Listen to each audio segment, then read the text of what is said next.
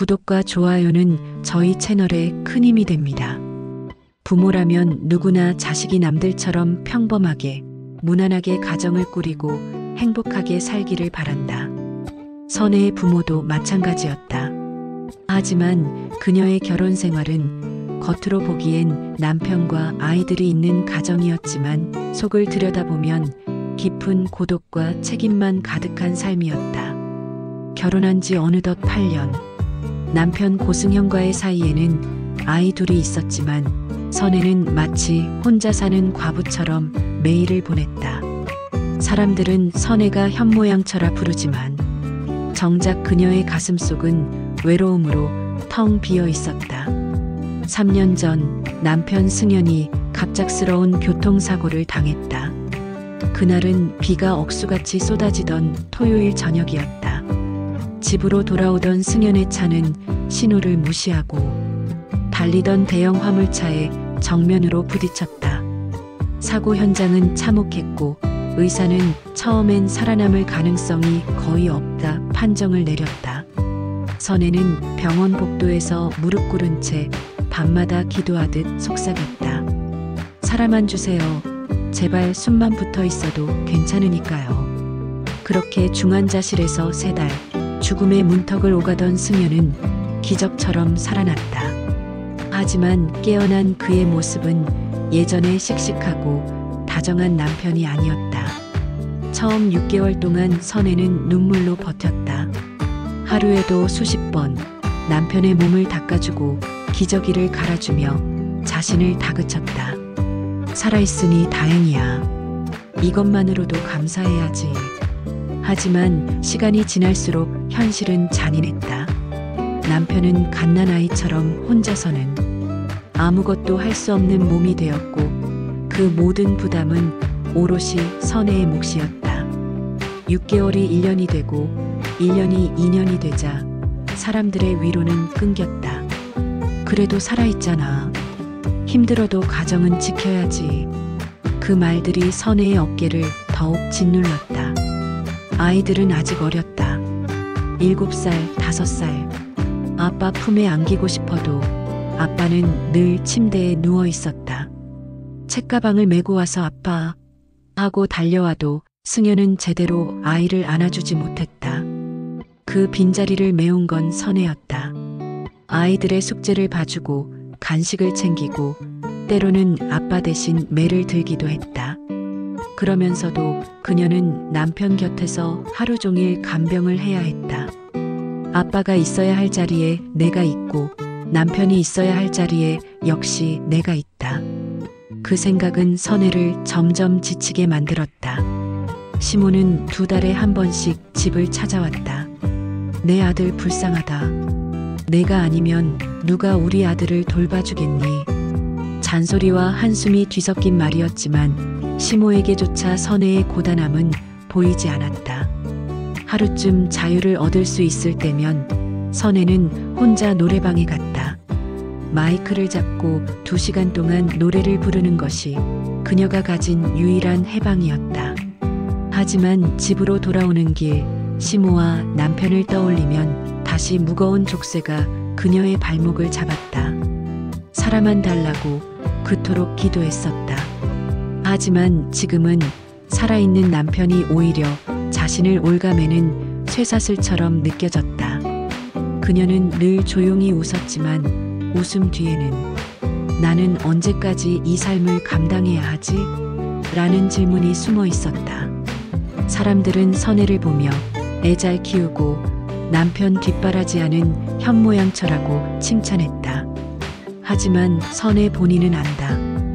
자신의 삶에서 여자로서의 시간은 오래전 끝나버렸다는 것을. 그리고 그녀도 모르는 사이 바로 아래층 503호에 사는 남자 양정근이 그 잃어버린 시간을 다시 흔들어 놓을 존재로 다가오고 있었다. 아랫집 503호에는 양정근이라는 남자가 살고 있었다. 올해 56, 아내를 일찍 떠나보내고 홀로 살아온 세월이 어느덧 10년이 넘었다. 그에게도 한때는 가족이 있었지만 지금은 시집간 딸 하나가 전부였다. 외로운 삶이었지만 정근은 누구보다 자신을 잘 관리하는 남자였다. 탄탄한 몸매와 다부진 체격, 세련된 매너는 나이를 무색하게 만들었다. 정근은 하루를 규칙적으로 살았다. 새벽엔 동네 헬스장에서 몸을 단련하고 낮에는 회사에서 묵묵히 맡은 일을 처리했다. 술자리를 좋아하지 않았고 말수도 적었다. 하지만 함께 일하는 후배들은 그의 성실함과 깔끔한 성격에 늘 신뢰를 보냈다. 집으로 돌아오면 늘 혼자였다. 깔끔히 정돈된 집, 은은한 조명이 켜진 거실, 남편 없는 집처럼 늘 어수선한 603호와는 대조적이었다. 정근은 아이들이 뛰는 소리를 들을 때마다 잠시 웃곤 했다. 애들이 크면 그럴 수도 있지. 그러나 그 소리가 밤늦게까지 이어질 땐 피곤함을 느끼기도 했다. 그러던 어느 날 선혜가 두 아들과 함께 직접 아랫집을 찾아왔다. 작은 과일 바구니를 들고 조심스러운 얼굴로 문 앞에 선 그녀. 문이 열리자 운동을 막 끝낸 정근이 나타난다.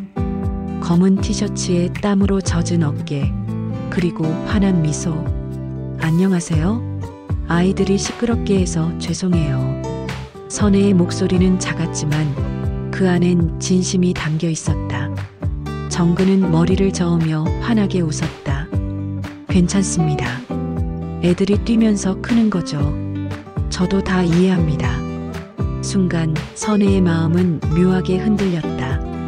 그동안 죄송하다는 말에는 늘 날카로운 눈빛이나 차가운 대꾸가 돌아오기 마련이었다. 하지만 오늘의 대답은 오히려 따뜻한 위로였다. 며칠 뒤 선혜의 시무가 집을 찾아왔다. 남편 간병을 돕겠다는 명목이었지만 하루 종일 이어지는 잔소리는 오히려 선혜의 가슴을 더 짓눌렀다. 너는 아직도 애들 교육을 제대로 못 시키니? 밥상 차리는 것도 어쩜 이렇게 성의가 없을까? 선혜는 그날 하루 종일 말없이 고개만 끄덕였다. 누구 하나 자신의 고단함을 알아주는 사람은 없었다. 밤이 되자 그녀는 잠시 집을 나섰다.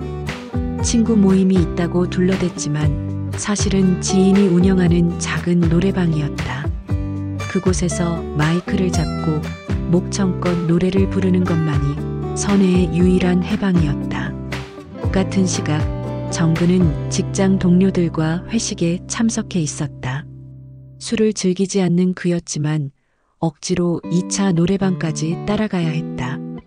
답답한 공기, 요란한 노랫소리에 숨이 막히던 그는 슬그머니 자리를 빠져나오려 했다. 그 순간 마주친 사람이 있었다. 바로 선혜였다. 어두운 집안에서 늘 피곤한 얼굴만 보였던 그녀가 아니었다. 오늘은 친구 모임 때문에 오랜만에 화장을 하고 단정한 원피스를 입은 선혜였다.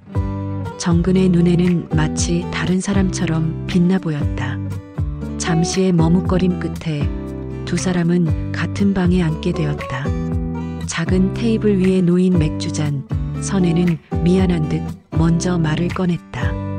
아이들이 시끄럽게 해서 정말 죄송해요. 아빠가 제 역할을 못하다 보니 애들이 집에서 뛰어다닐 수밖에 없어요. 그녀의 목소리엔 깊은 한숨이 섞여 있었다. 정근은 그 말을 듣는 순간 선혜의 삶이 단순한 간병인의 고단함만이 아니라는 걸 알았다. 아내로서, 엄마로서 모든 역할을 혼자 짊어진 여자의 짐. 그리고 선혜가 노래를 부르기 시작했다. 샹송, 그녀의 애창곡이었다. 익숙지 않은 프랑스어 발음하지만 그 안에서 묻어나는 감정은 누구보다 진실했다. 정근은 놀랐다. 늘 어두운 표정만 짓던 그녀가 노래할 때만큼은 환하게 빛나고 있었기 때문이다. 그의 시선은 무대 위 가수가 아닌 눈앞의 여인에게 고정되었다. 저런 모습이 있었구나. 그의 마음속에 처음으로 설명할 수 없는 감정이 스며들었다. 노래방을 나온 두 사람은 함께 걸어 집으로 돌아왔다. 엘리베이터 앞 5층과 6층 버튼이 동시에 눌렸다. 먼저 내린 건 정근이었지만 그는 잠시 멈추어 섰다. 뒤따라 나서려는 선혜를 향해 손을 뻗었다. 그 짧은 순간 선혜의 눈에도 망설임과 두려움이 스쳤다. 그러나 동시에 오랫동안 느끼지 못했던 설렘이 심장을 두드렸다. 그리고 그날 이후 두 사람 사이에는 보이지 않는 선이 그어졌다. 아직은 넘지 않았지만 언젠가 반드시 흔들릴 그 선 말이다. 속초 친정집에서 보낸 택배가 현관 앞에 놓여 있었습니다. 박스를 열자마자 은은한 바닷내음이 퍼져나왔습니다. 잘 말린 생선, 바삭하게 건조된 오징어, 그리고 정성스레 담긴 김장김치 몇 통. 서울에서는 돈을 주고도 구하기 힘든 것들이 어머니의 손길을 거쳐 선혜의 식탁 위에 올라온 것이었습니다. 순간 선혜는 눈시울이 붉어졌습니다. 이 결혼 생활에서 자신을 이해해주고 챙겨주는 사람이 과연 몇이나 될까? 늘 고단한 날들을 묵묵히 견디며 누구에게도 기대하지 못한 채 살아왔던 세월. 하지만 친정엄마의 선물은 마치 너 혼자가 아니야라는 말처럼 가슴을 따뜻하게 채워주었습니다. 선혜는 곧장 몇 봉지를 덜어 작은 바구니에 담았습니다. 아랫집 정근이 떠올랐습니다. 층간소음에도 괜찮다고 웃어주던 사람. 노래방에서 우연히 만났을 때 묘하게 가슴이 흔들렸던 그 눈빛. 괜히 망설여졌지만 그래도 선물이라 생각하며 문을 두드렸습니다. 띵동. 잠시 후 문이 열리고 정근이 나타났습니다. 민소매 차림에 땀이 송골송골 맺혀 있었고 운동을 막 마친 듯 밝게 웃는 얼굴이 보였습니다. 아, 위층 사모님. 웬일이세요? 속초 친정에서 김치랑 건어물이 와서요. 혼자 드시기엔 많으실 것 같아서 조금 가져왔습니다. 정근은 잠시 멈칫하더니 미소를 지었습니다. 이렇게 챙겨주시다니 고맙습니다. 사실 이런 음식은 누군가와 나눠 먹어야 맛이 나죠. 들어오시겠어요? 선혜는 망설였지만 정근의 따뜻한 초대에 발걸음을 옮겼습니다. 집안은 깔끔하게 정리돼 있었고 은은한 음악이 흘러나오고 있었습니다. 남자의 집이라기보다 오히려 단정하고 세심한 분위기였습니다. 정근은 차를 내왔습니다. 혼자 지내다 보니 이런 것들 많이 못 챙깁니다. 근데 이렇게 나눠주시니 마음이 든든하네요. 별 말씀을요. 사실 저도 늘 받기만 하는 입장이거든요. 잠시 정적이 흘렀습니다.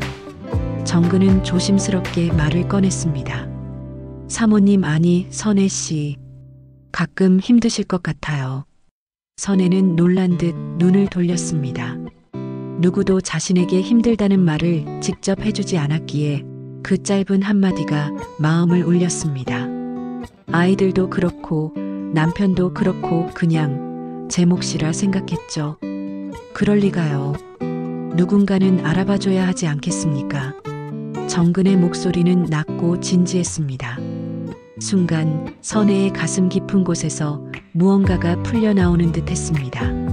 가볍게 웃어 보이려 했지만 미소는 오래 머물지 못했습니다. 그날 두 사람은 차를 마시며 긴 이야기를 나눴습니다. 아이들의 학교 생활, 남편의 치료, 친정에서의 어린 시절 추억까지. 어쩌면 사소한 대화였지만 선혜는 오랜만에 누군가와 사람답게 말을 나눈 기분이었습니다. 시간이 흘러 집으로 돌아오는 길, 발걸음이 이상하게 가벼웠습니다. 하지만 동시에 마음 한구석은 불안했습니다. 단순한 이웃으로만 남아야 할 사람이었는데 자꾸만 그 집안의 온기와 눈빛이 마음에 맴돌았기 때문입니다. 그날 밤 남편의 약을 챙기며 아이들을 재우던 순간에도 머릿속엔 자꾸 아랫집 거실의 풍경이 떠올랐습니다. 그리고 알았습니다. 선혜의 가슴에 정근의 방이 생긴 것을. 남편 승현이 병원으로 들어간 날 집안에는 오랜만에 한숨 돌린 듯한 고요가 감돌았다. 시모와 시동생이 이번엔 간병을 맡겠다고 했기에 선혜는 아이들과 함께 집에 남기로 했다. 오랜만에 찾아온 자유로움은 잠시였지만 그 짧은 틈조차 선혜에게는 선물 같았다. 아이들이 놀고 싶다는 말에 지인과 함께 놀이공원에 다녀오기로 했다. 날씨는 화창했고 놀이공원은 사람들로 북적였다. 아이들은 놀이기구를 타며 까르르 웃음을 터뜨렸고 선혜는 모처럼 그 모습을 보며 마음껏 미소 지었다. 남편 사고 이후 처음 느껴보는 여유였다. 저녁 무렵 집으로 돌아오는 길, 아이들은 이미 지쳐 눈을 비비며 졸고 있었다. 한 아이는 선혜가 등에 업고 다른 아이는 손을 꼭 잡고 있었다. 그 순간 앞에서 다가오는 익숙한 얼굴, 정근이었다. 그는 잠이 든 아이를 보더니 자연스레 손을 내밀었다. 제가 안아드릴게요. 단호한 말투도 억지스러움도 아니었다. 그저 당연히 도와야 한다는 듯한 따뜻한 제안이었다. 그렇게 정근은 아이를 품에 안고 선혜와 함께 603호 현관까지 걸어 올라왔다. 아이들을 조심스레 눕히고 나오는 그의 뒷모습은 왠지 모르게 든든하고 믿음직스러워 보였다. 거실은 아이들의 고른 숨소리로 가득 차 있었다. 정근이 돌아가려던 순간 선혜는 무언가에 이끌리듯 그의 손목을 붙잡았다. 말은 나오지 않았지만 그 손끝에는 가지 마세요라는 속마음이 전해지고 있었다. 정근도 잠시 멈추더니 눈을 맞췄다. 둘 사이에는 오래된 침묵처럼 깊은 공기가 흘렀다. 그리고 결국 선혜는 그 눈빛을 외면하지 못했다. 가까워지는 숨결, 떨리는 손끝, 허락하지 말아야 할 문을 두 사람이 함께 열어젖혔다. 그날 밤 선혜는 스스로가 믿기지 않았다. 아내로서의 죄책감과 여인으로서의 갈망이 뒤섞여 소용돌이쳤다. 하지만 정근의 손길 하나하나는 그동안 잊고 지냈던 여성성을 되살려 주었다. 한 번이 어렵지, 두 번은 쉽다. 속으로 스스로를 다그쳤지만 그 말은 곧 현실이 되었다. 남편이 없는 나흘 동안 밤 10시가 되면 선혜는 조용히 계단을 내려갔다. 초인종을 누르지 않아도 문은 열려 있었고 정근은 마치 기다렸다는 듯 선혜를 반겼다. 정근의 집은 늘 따뜻한 불빛이 켜져 있었고 그곳에 들어서는 순간 선혜는 다른 사람이 되었다. 낮에는 헌신적인 아내이자 두 아이의 엄마였지만 밤에는 한 남자의 여인으로 다시 태어났다. 정근은 그녀를 소중히 다뤘다. 거칠게 다가오는 법이 없었고 마치 귀한 보석을 손에 올려둔 듯 조심스러웠다. 그 배려와 따뜻함 속에서 선혜는 수년간 얼어붙어 있던 마음이 녹아내리는 것을 느꼈다. 남편이 없는 4일, 선혜에게는 천국과도 같은 시간이 흘러갔다. 아이들은 아무것도 모른 채 곤히 잠들어 있었고 그 틈을 타 두 사람은 더욱 깊이 서로에게 빠져들었다. 그러나 선혜는 알고 있었다. 이 시간이 오래가지는 않을 거라는 것을. 남편은 다시 집으로 돌아올 것이고 일상은 다시 무겁게 그녀의 어깨 위에 놓일 것이었다. 그럼에도 불구하고 선혜는 처음으로 여자로서 숨쉬고 있음을 느꼈다. 금단의 선을 넘은 그 순간부터 돌아갈 수 없는 길 위에 자신이 서 있음을 알았다. 자신의 마음속에서 이미 어떤 금이 가기 시작했다는 것을. 며칠 후 속초 친정 엄마의 칠순 잔치 소식이 들려왔다. 남편 사고 이후 단 한 번도 고향에 내려가지 못했던 선혜는 이번만큼은 꼭 다녀오라는 시모의 배려를 받았다. 내 엄마도 내 얼굴 보고 싶으실 거야. 일주일 정도는 괜찮다. 선혜는 눈물이 핑 돌았다. 시모의 허락이 곧 잠시나마 자유의 허락처럼 다가왔기 때문이다. 아이들은 친정에 함께 가기를 원했지만 남편의 상황과 집안 형편을 생각해 이번에는 혼자 다녀오기로 했다. 캐리어를 끌고 버스 터미널로 향하는 발걸음은 설레면서도 어딘지 두려웠다.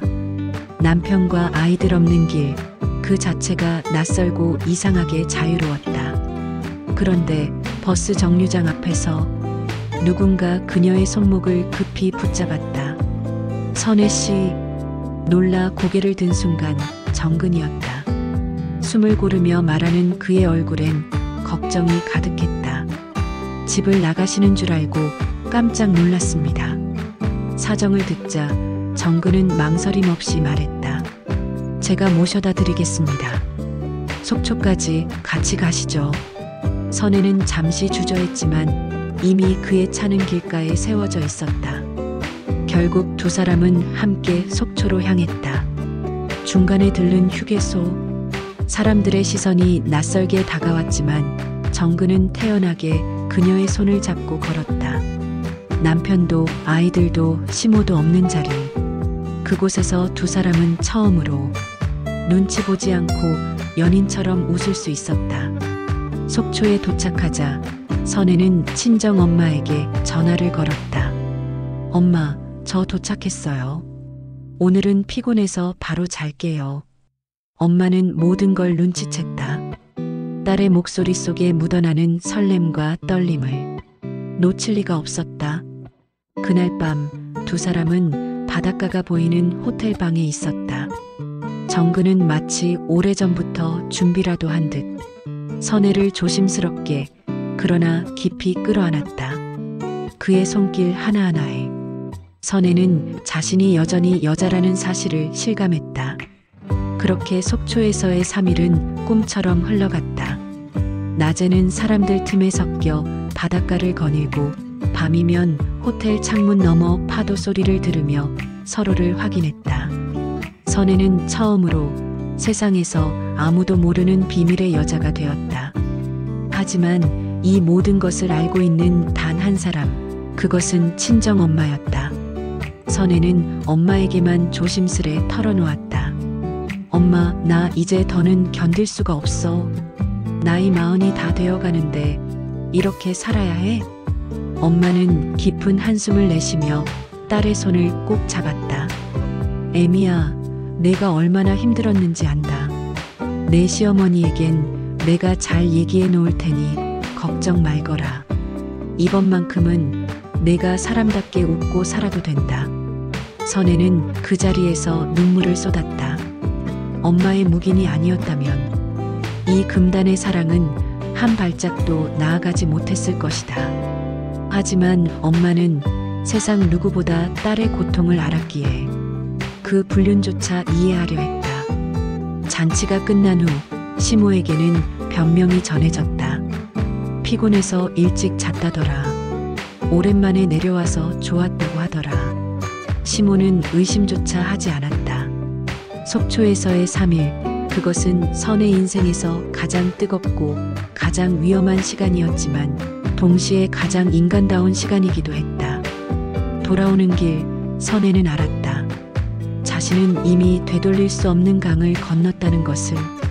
그리고 그 강 너머에는 정근이 기다리고 있다는 것을.